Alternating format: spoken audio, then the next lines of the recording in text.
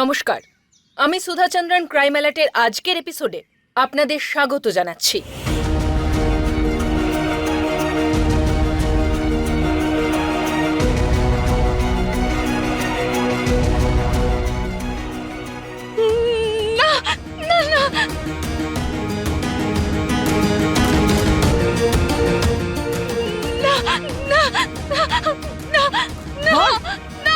চুপ করে থাক।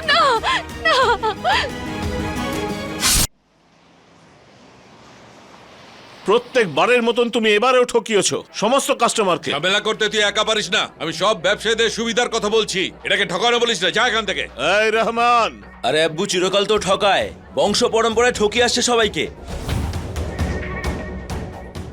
এই নওয়াজ, নিজের লিমিটে থাক, ঠিক আছে? নাহলে ভালো হবে না কিন্তু। আরে কি করবি রে তুই? হ্যাঁ, তোকে শেখাবো লিমিটে কি করে থাকতে হয়? তুই আমাকে শেখাবি? হ্যাঁ, তুই আমাকে শেখাবি নাকি? তোর আম্মি আব্বু তো তোকে কিছু শেখায়নি, আমি শেখাচ্ছি। তাহলে আরে অনেক বড় বড় কথা বলতে কি করবি? শিখেছিস, তাই না? কি করবি? কি করবি? কি বলছিস তুই? হ্যাঁ, তুই কি বলছিস? বলছিস? আয়, বল। বল। ছেড়ে দে ওকে, ছেড়ে দে বাপ।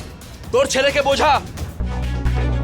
এই সব কিছু তোমার জন্য হয়ে চলেছে, বুঝলে? এই সবের জন্য তুমিই দায়ী। না না না না না না না, আপনি শিক্ষা দিতে পারেননি বলে এইসব করছো আজ। মুখ সামনে কথা বল। কি বললি? আরে আরে আরে, কি হচ্ছে? তুইও মুখ সামলে কথা বল। ছেড়ে দাও দুজনেই, ছাড়ো।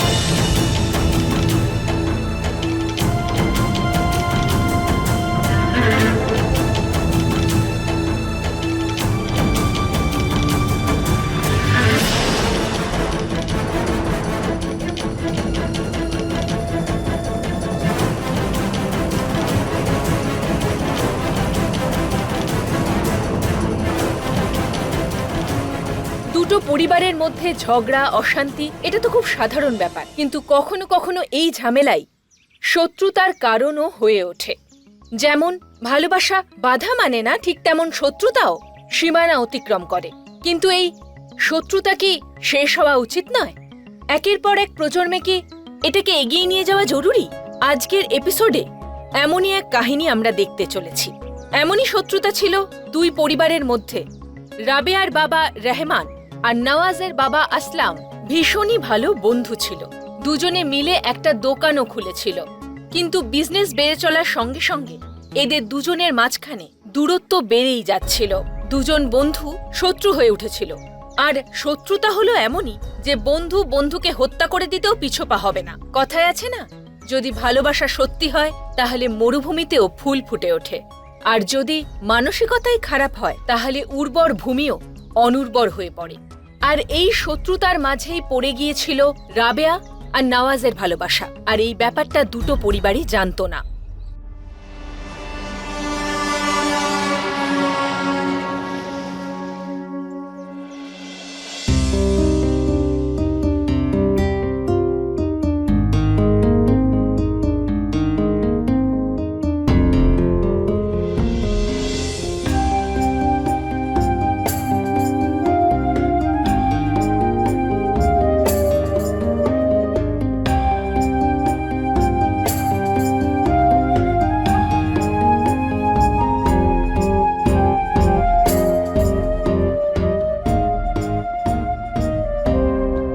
মা, আমি বেরোচ্ছি। এটা খেয়ে যা। না না, মা সাবধানে যাস। আর এই নে তোর টাকা।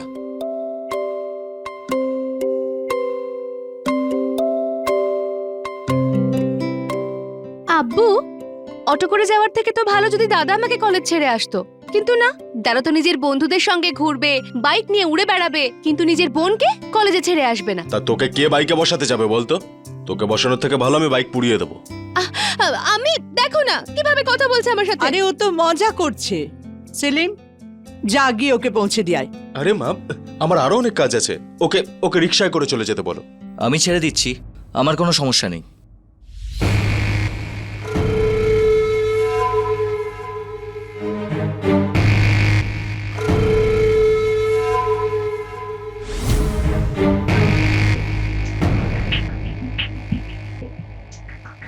আরে সালাম সালাম সালাম। সালাম।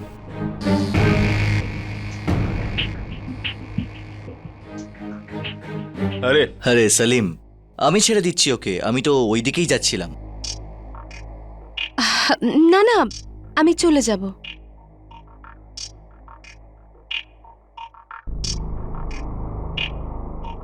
আসছি আমি। রাবেয়া,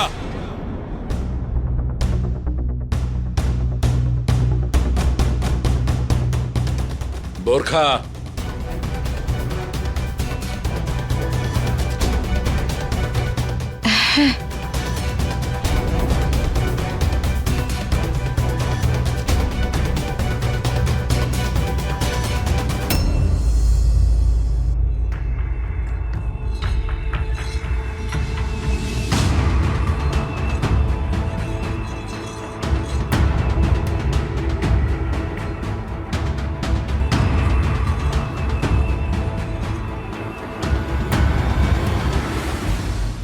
যা কিছু ঘটে যাক, সম্মানে যেন দাগ না লাগে। হ্যাঁ আব্বু।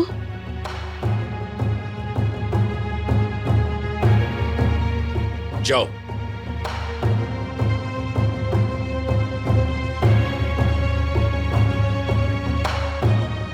চল ভাই রফিক, ভালো মানুষের যুগ নেই আর।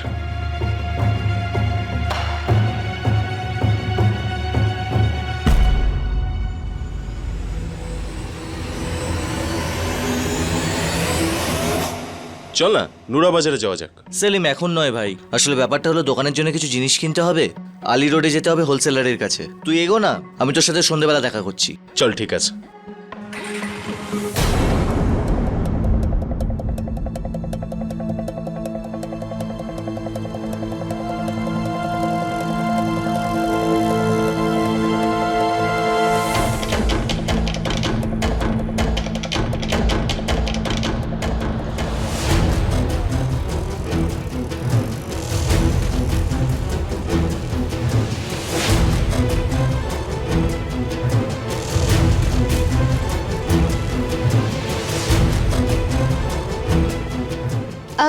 এইখানেই দাঁড়ান দাদা।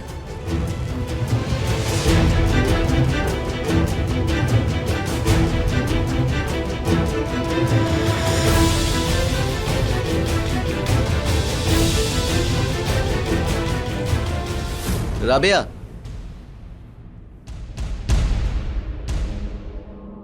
হ্যাঁ ঠিক আছে, আমি পৌঁছে যাব। এই নাও। শোনো, রফিককে তোমার কেমন মনে হয়? এ কি তুমি এখানে? তুমি কি আমাকে ফলো করছিলে? হ্যাঁ, আর তুমি তো জানো আমি তোমাকে কেন ফলো করছিলাম। রাবেয়া, একবার প্লিজ একটু ভাবো, আমি তোমায় খুব ভালোবাসি। ভালো ছেলে তো, তো নিজে দোকান করেছে আর ব্যবসা ভালো চলছে। আমাদের রাবিয়াও তো বড় হয়ে গেল। আমরা রফিকের পরিবারের সাথে কথা বলে ওদের নিকাটা করিয়ে দিই। আমিও তো এই কথাই ভাবছিলাম। রফিকও তো রাবিয়াকে পছন্দ করে। কিন্তু আমি তো তোমাকে ভালোবাসি না, সেটা বোঝার চেষ্টা করো। তুমি যতবার আমাকে জিজ্ঞেস করবে আমি ততবার তোমাকে এই একই কথা বলবো।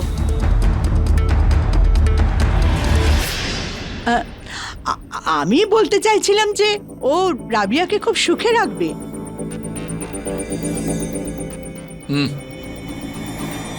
এই শোনো, আজ মাথাটা ঠান্ডা রেখো, কারোর সঙ্গে ঝগড়া করো না। ঠিক আছে। হে খুদা, ওর কোনো একটা দিন তো ভালো যাক, যাতে কারোর সঙ্গে ঝগড়া না হয়। আরে কি কম আছে আমার মধ্যে? ভালো দেখতে, পড়াশোনাও জানি, আর এখন তো আমার নিজের ব্যবসাও আছে। আমি সব মানছি, কিন্তু আমি তোমাকে ভালোবাসি না। এই রিজনটাই কি যথেষ্ট নয়? রাবেয়া, রাবেয়া শোনো, এবার যাই হয়ে যাক, আমি তোমায় নিজের করেই ছাড়বো। তুমি শেখাবে আমাকে? কালকে ছেলে আমাকে শেখাবে বলছে। এসব বোঝার আর বোঝানোর বয়স চলে গেছে। হ্যাঁ, জীবনে এই 4টে নতুন জিনিস শিখতে পারলে তবেই এগোতে পারবে। আতরের দাম কমিয়ে রেখে দিয়েছো। তোমরা বাপ বেটা দুজনেই মার্কেটটাকে শেষ করে দিলে। আরে দুর্ভাগ্য আমার সেই দিন থেকে, যেদিন তোর বাপকে এই ধান্দায় নিয়ে এসেছিলাম। আরে বাবা, সে তো হবেই। এই ব্যবসায় তোর বাপ হয়ে বসে আছি তো। বাপ নয় রে, কসাই। পুরো মার্কেটটা শেষ করে দিয়েছো। নিজের ব্যবসা করতে পারিস না, আমাকে বলছিস? যা গিয়ে দোকান সামলা। এই রহমান, আমার ধান্দা ব্যবসা সামলে নেব, কিন্তু যদি এইভাবেই চলতে থাকে না, নিজেকে সামলাতে পারবো না। কি করবি তুই? আবার কি করবি বল? সেটাই করব যেটা তুমি দুঃস্বপ্নেও ভাবোনি। আরে পরে কেন, এখনই করে দেখাও না। হ্যাঁ, এখনই করো না। নিজের সীমায় থাক, আমার ছেলের বয়সী তুই। কিন্তু ছেলে তো হই না, তাই যাও নিজের দোকানে যাও আর দোকান সামলাও। আমাদের কি করতে হবে কি না করতে হবে সেটা শেখাতে এসো না। অভদ্রতা করছিস তুই, তাই এই অভদ্র বাপের থেকে আর কি শিখবি তুই? আমি অভদ্রতামি করছি? হ্যাঁ, অভদ্রতামি করছি? হ্যাঁ, অভদ্রতা কাকে বলে দেখাবো? দেখাবো আমি বয়সের তোমাকে। খেয়াল রাখিস না। এই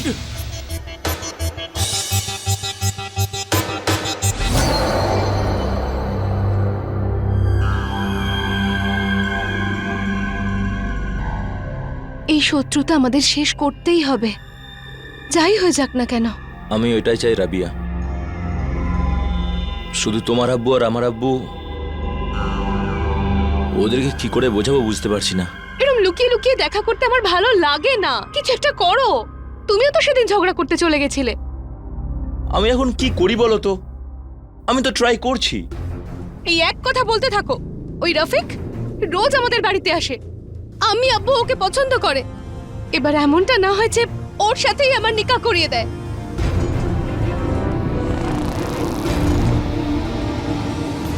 এই, তোকে তো আমি হাত তুললে?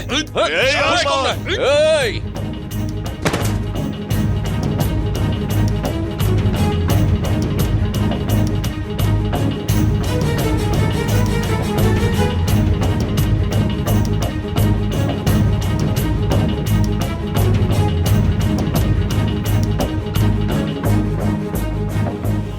নিয়ে যাও ওকে, নিয়ে যাও বলছি। হাট হাট, যাও যাও। আব্বু, এর একটা ব্যবস্থা করতে হবে, নাহলে এভাবে সবাইকে আমাদের বিরুদ্ধে নিয়ে যাবে। সময়টা আসতে দে, ওকেও ভদ্রতা শিখিয়ে দেবো।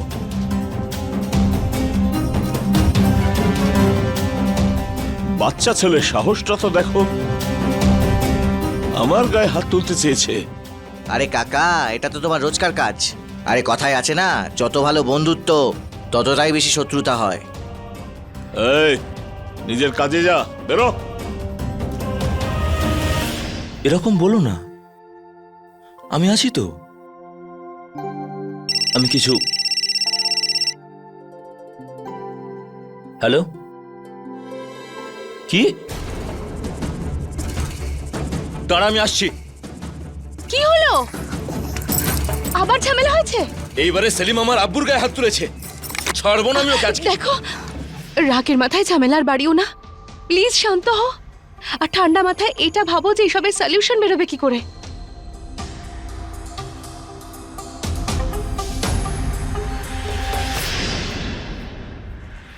বড়দের গায়ে হাত তুলিস তুই? এত বড় সাহস! আরে শট! এই নে, তোর গায়ে হাত তুললাম, কি করবি কর। তোকে আমি ছাড়বো না আজকে।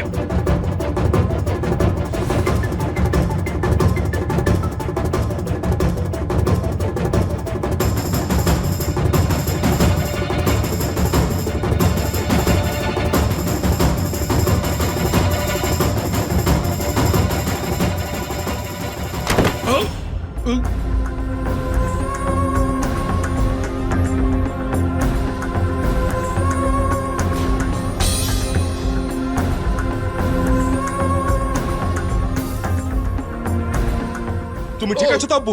হ্যাঁ? আরে! আরে!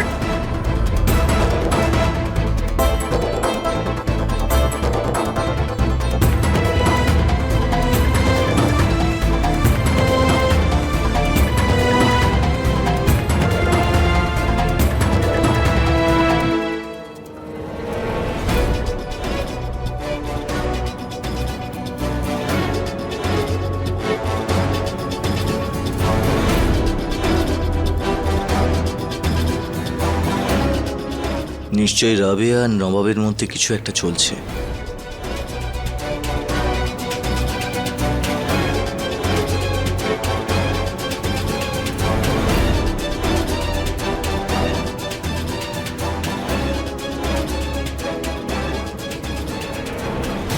রাবেয়ার বাবার ধাক্কা লেগেছিল, কিন্তু এই ধাক্কা ভুল করে লেগেছিল।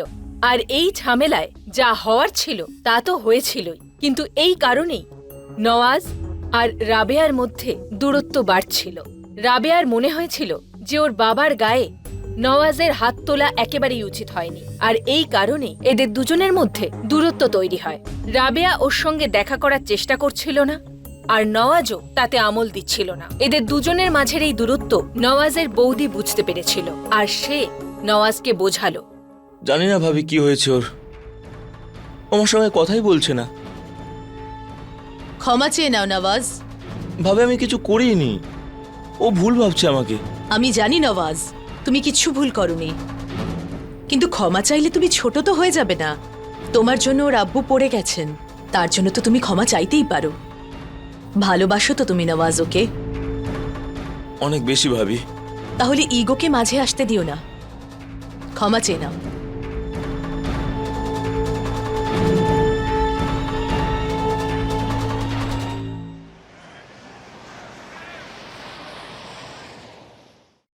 Rabiya Rabia Rabi Rabia, I am sorry please বোঝো। সামনে থেকে সরো। রাবিয়া তুমি ভুল বুঝছো আমাকে, আমি তোমার আব্বুর গায়ে হাত তুলিনি।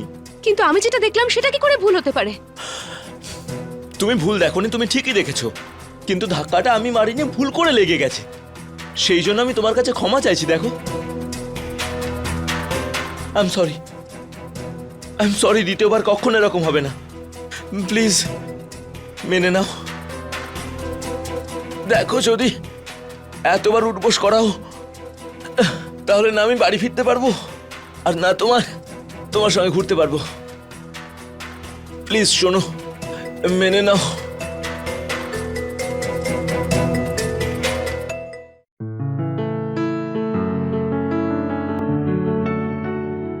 ক্ষমা করে দিয়েছো? হুম।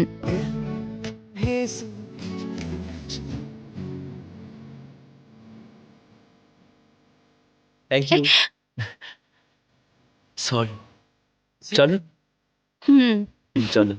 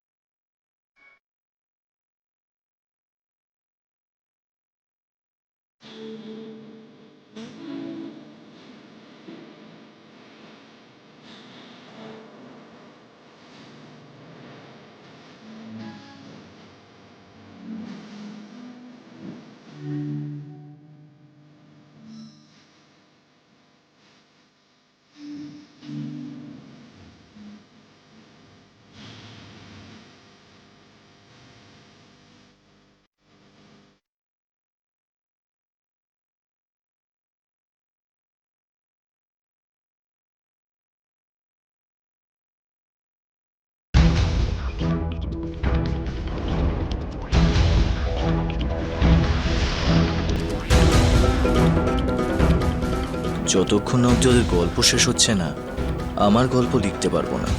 রাবেয়া, ব্যাস আর কয়েকটা দিন তোমাদের দুজনের এই লাভ স্টোরি আমিই শেষ করব।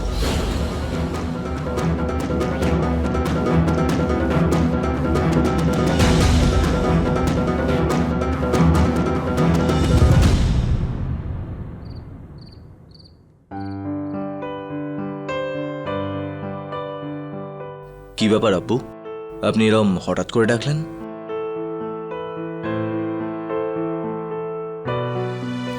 বাবা, আমরা চাই যে তুমি রাবেয়াকে নিকা করো।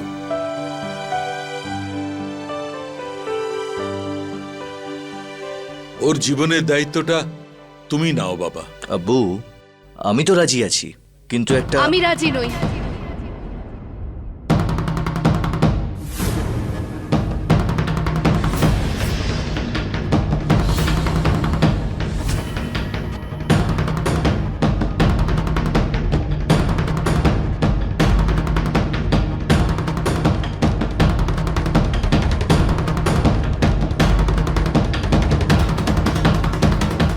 রাবেয়া, রাবিয়া, এসব কি বলছিসটা কি তুই? ভেবেচিন্তে বল। আমি ভেবে চিন্তেই বলছি, আমি এই নিকা করতে চাই না। রাবেয়া, আব্বু, রফিক হয়তো আমাকে খুব পছন্দ করে, কিন্তু আমি তো ওকে পছন্দ করি না। আরে ওর মধ্যে কমতি কি আছে? আমার ভালো লাগে না, এটাই কি যথেষ্ট নয়? রাবেয়া, আমরা এই জেনারেশনের ছেলে মেয়ে, পুরনো যুগের নয়, যেখানে নিজের মেয়েকে যার সাথে খুশি নিকা করিয়ে কাঁধের বোঝা নামাবে।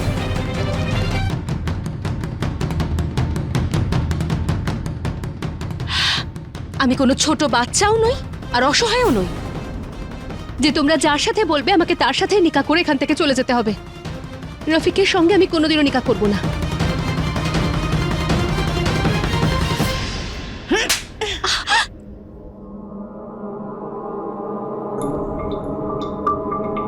তোমাকে লেখাপড়া শেখানো হয়েছে জ্ঞান দেওয়ার জন্য নয়।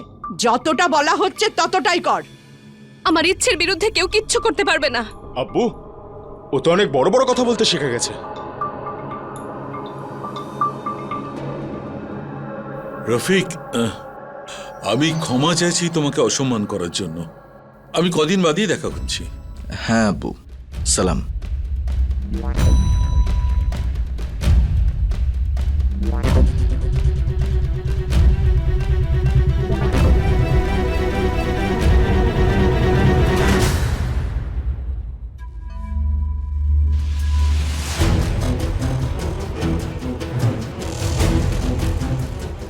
আব্বু, ওকে একবার জিজ্ঞেস করো তো কোথায় মুখ কালো করে এসেছে। এটা আবার না হয় যে ও আমাদের সম্মানে এমন দাগ লাগিয়ে দেবে যেটা আমরা সারা জীবন মুছতে পারবো না। আজ পর্যন্ত আমি তোকে কোনো কাজে বাধা দিইনি, কোনোদিন কিছু বলিও নি, কিন্তু এখন আর সেরকম হবে না। এখন তুমি এই বাড়ি থেকে আর বেরোবে না, আর যদি বেরো রফিককে নিকা করার পর।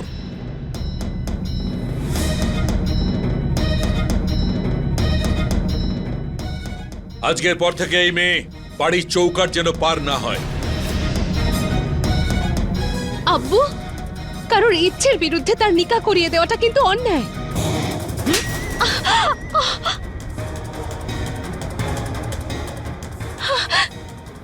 আর আমার সম্মানে দাগ লাগানো তার থেকেও বড় অপরাধ। নিয়ে যাও একে ঘরের মধ্যে। না, চল না, চল ঘরে চল আমার যাবো সঙ্গে। না।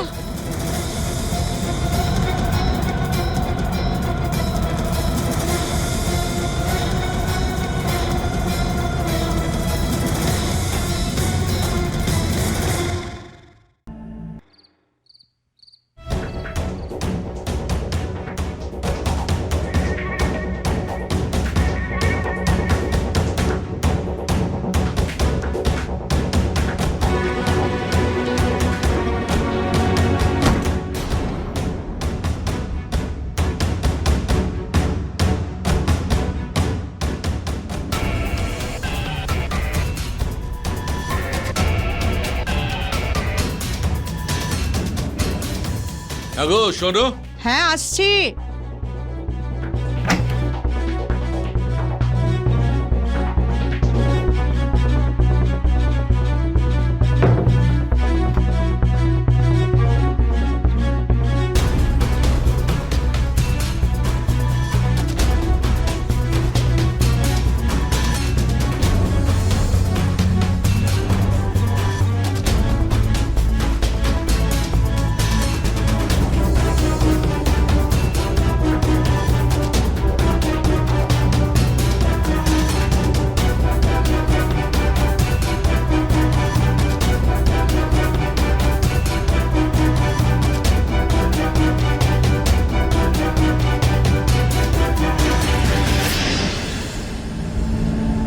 কি হয়েছে রাবিয়া? সব ঠিক আছে তো? সব গন্ডগোল হয়ে গেছে নওয়াজ। আমার আব্বু আমাকে বাড়ি থেকে বেরোতে বারণ করেছে। আমার নিকা রফিকের সঙ্গে করাতে চাইছে। এবার আমাদের কিছু একটা করতে হবে। তোকে করতে হবে না, আমি করব।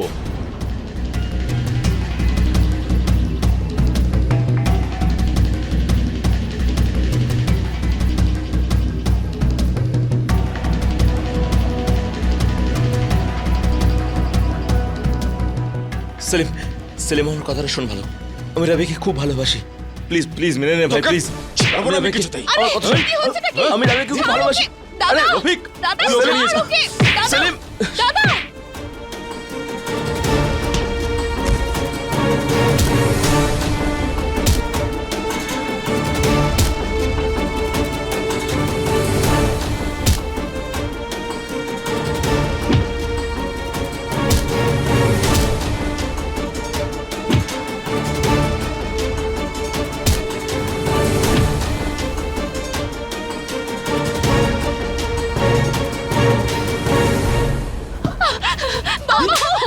বদমাইশ! আমি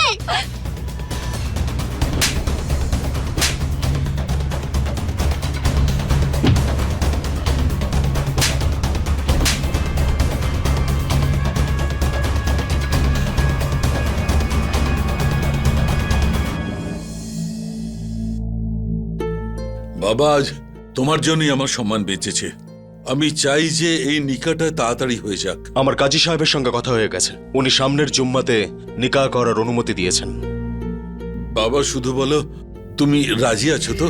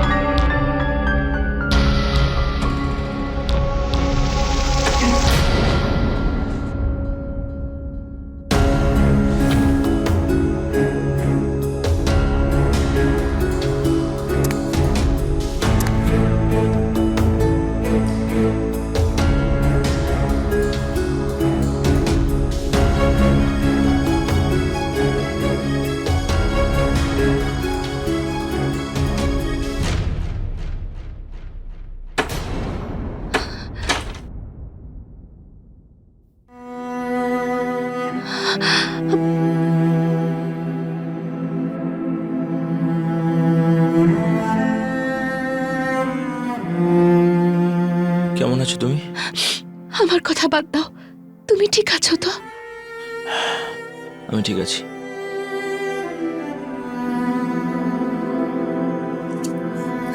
তুমি তুমি এখানে কেউ দেখে ফেললে কি হবে? কেউ দেখতে পায়নি আমাকে।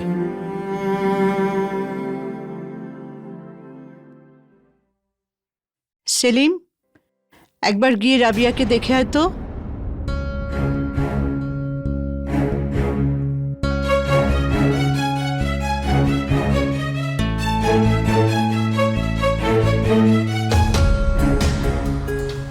নওয়াজ, এই সপ্তাহে আব্বু আমার নিকাহ করাতে চাইছে।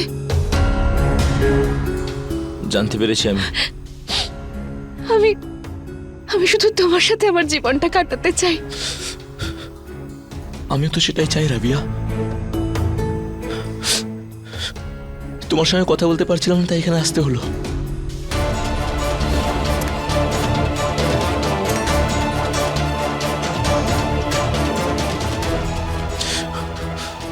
দেখো রাবিয়া, আমার আব্বু আমাদের নিকাটাকে মেনে নেবে না। আমাদের এখান থেকে পালাতে হবে। তুমি যাবে আমার সঙ্গে?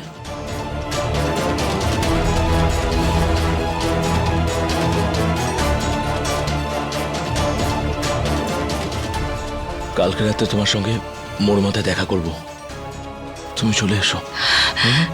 ঠিক আছে, 12টার মধ্যে সবাই ঘুমিয়ে পড়ে, আমি তারপর চলে আসবো।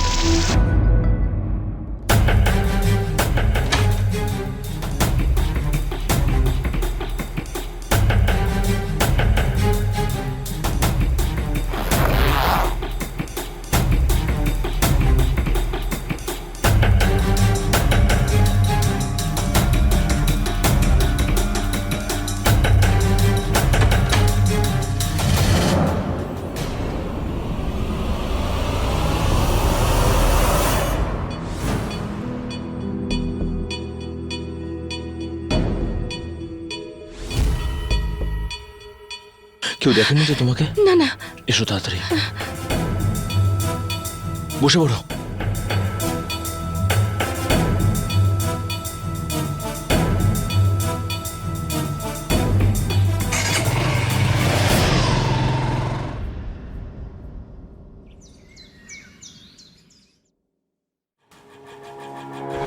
রাবিয়া, রাবিয়া দরজা খোল। রাবিয়া, রাবিয়া দরজাটা খোল। কি হয়েছে? এই এই রাবিয়া তো দরজা খুলছে না। ও কিছু করে ফেলেনি তো? কিছু হবে না, দেখো। রাবেয়া, দরজা খোল। রাবেয়া দরজা খোল। সেলিম, দরজাটা ভাঙ। রাবিয়া,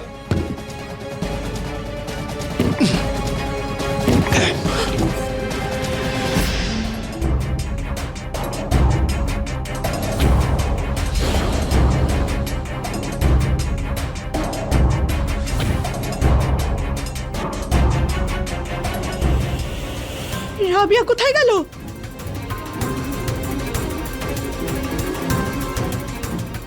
এদের দুজনকে না আমি কিছুতেই ছাড়বো না। একবার ওদের দুজনকে আমি হাতে পাই শুধু।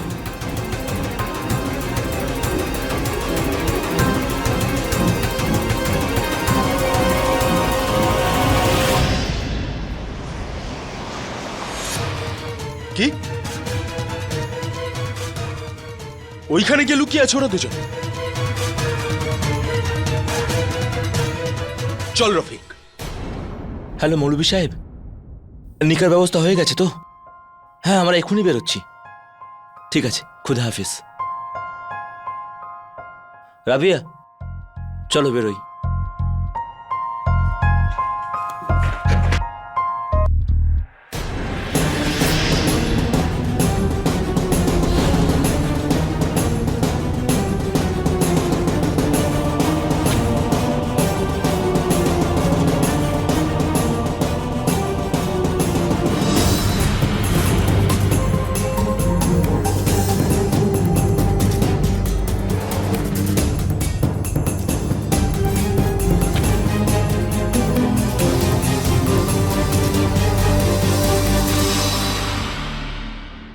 আজ তো রাবেয়াকে শায়েস্তা করেই ছাড়বো। ও আমার সম্মানে দাগ লাগিয়েছে, আমি শাস্তি দেব রাবেয়াকে। তুমি একটু শান্ত হও, সেলিম তো গেছে, ও নিশ্চয়ই কোনো ভালো খবর আনবে। শান্ত তো তখনই হব যখন রাবেয়া এখানে আসবে আর আমি ওকে শাস্তি দেব। এই যে রাবিয়া, আব্বু আব্বু আব্বু আব্বু প্লিজ, আব্বু প্লিজ। এই যে আব্বু, তোমার অপরাধী তোমার সামনে রয়েছে। আব্বু আমি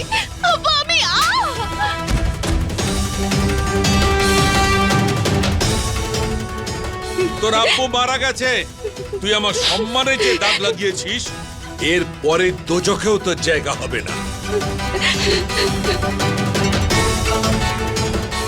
আর নওয়াজ কোথায়? সে নওয়াজ, ওকে খুন করলেও আমার শান্তি হবে না। আব্বু, ওর উপরে আমরা কিডন্যাপিং এর কেস করে দিয়েছি, কিছুদিনের জন্য জেলেই থাকবো। ওকে বেরোতে দে, ওকে আর ওর বাবাকে একসঙ্গে শাস্তি দেব। না আব্বু, ওর না হয় বিচার পরে করবে, আগে কাজী সাহেবকে ডেকে আনো, রফিক আর রাবিয়ার নিকাটা করিয়ে দাও। আমি এই নিকাতে রাজি নই।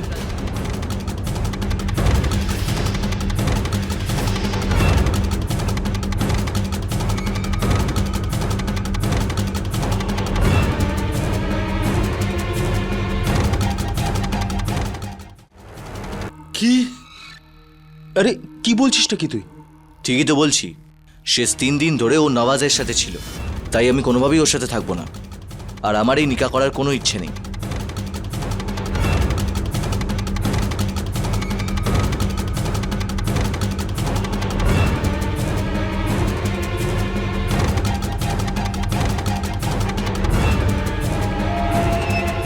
এরকম করো না বাবা, আমরা কারোর কাছে মুখ দেখাতে পারবো না। একবার ভাবো বাবা। মুখ দেখানোর অবস্থায় তো আপনারা এমনিতেও নেই।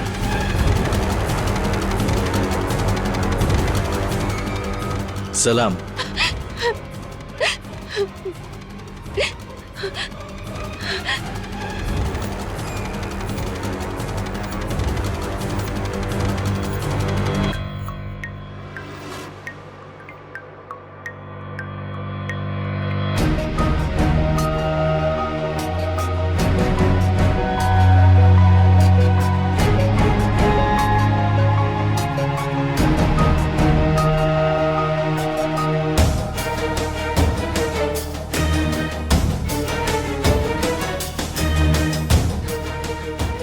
আব্বু এখনো দেরি হয়ে যায়নি। আমি আর নওয়াজ একে অপরকে খুব ভালোবাসি। শুধু শুধু আমাদের নিকাহ করিয়ে দাও। এটা তুই নয়, তোর আত্মা বলছে। ভুল তোর নয়, ভুলটা আমারই। তোকে আমি লেখাপড়া শিখিয়েছি, কলেজে পাঠিয়েছি, ওই পড়ার জন্যই তোরে তোর ডানা গজিয়েছে। ভুলটা আমারই। ঠিক তারাই করে যারা মেয়েদেরকে ঘরে বন্দি করে রাখে আর মূর্খ করে রাখে। না আব্বু, তুমি ঠিক করেছো। তুমি আমাকে পড়াশোনা শিখিয়েছো, আমার জীবনের সিদ্ধান্ত নিতে শিখিয়েছো। শুধু শুধু একবার আব্বু ঠান্ডা মাথায় ভেবে দেখো, আমি আর নওয়াজ একে অপরকে খুব ভালোবাসি। তুমি শুধু আমাদের নিকাহটা করিয়ে দাও, আমরা দুজন একে অপরের সাথে সুখে থাকবো। কথা বলছিস, আবার কথা বলছিস। আমার সম্মানে কালি ছিটিয়ে তুই খুশি থাকবি? সমাজে আমার মাথা হেড করে খুশি থাকবি তুই? ও আমাদের মান সম্মান ডুবিয়েছে।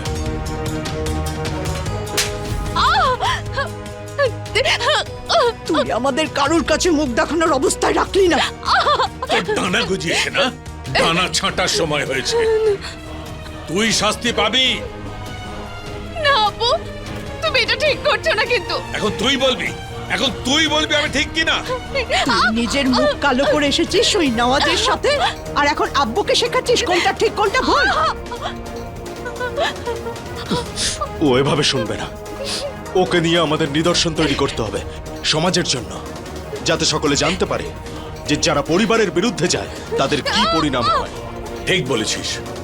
রাবেয়াকে আমি এমন শিক্ষা দেব যে তারপর কোনো মেয়ে তার বাড়ির লোকের মাথা হেট করতে পারবে না।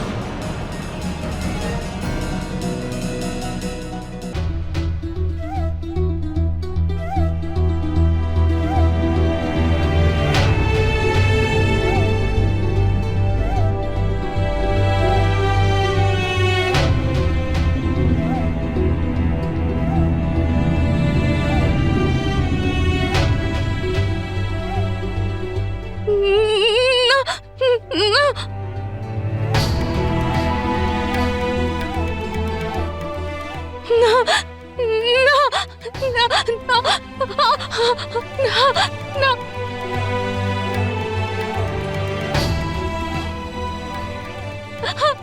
চেপে ধরো কে না না না না আব্বু আব্বু তুমি এটা ঠিক করছো না আব্বু করো না এরকম আমি ভুল করছি, আমি ভুল করছি। আমার সম্মান ধুলোয় মিশিয়ে দিয়েছিস তুই।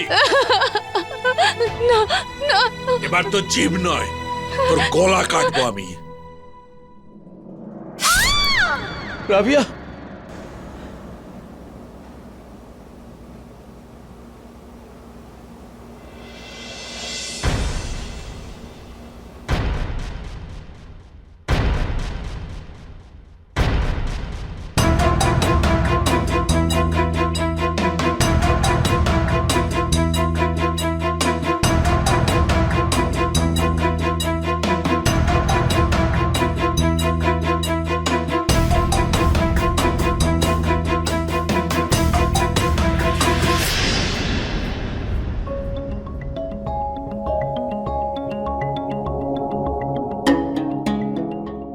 মেয়েরা যদি পরিবারের সম্মান হয় তাহলে কি তাদের ইচ্ছেকে সম্মান করা আমাদের কর্তব্য নয়? যদি রাবেয়ার পরিবারের লোকেরা নিজেদের মন একটু বড় করত, নিজেদের মধ্যেকার ঝামেলা মিটিয়ে ফেলতো, তাহলে কি হতো? যদি নওয়াজের সঙ্গে ওর বিয়ে হয়ে যেত, আজও বেঁচে থাকতো, আজও খুশি থাকতো। মেয়েকে শিক্ষিত করো, তাহলে মেয়েকে বাঁচতেও দাও, কারণ মেয়েদের মতো সুখ কেউ দিতে পারবে না। এরই সঙ্গে আমি সুধা চন্দ্রন এখন বিদায় নিচ্ছি। দেখা হবে পরবর্তী এপিসোডে একটা নতুন কাহিনী নিয়ে। ততক্ষণ আপনি সুরক্ষিত থাকুন। ক্রাইম অ্যালার্ট, অন্যায়ের বিরুদ্ধে সোচ্চার। জয় হিন্দ।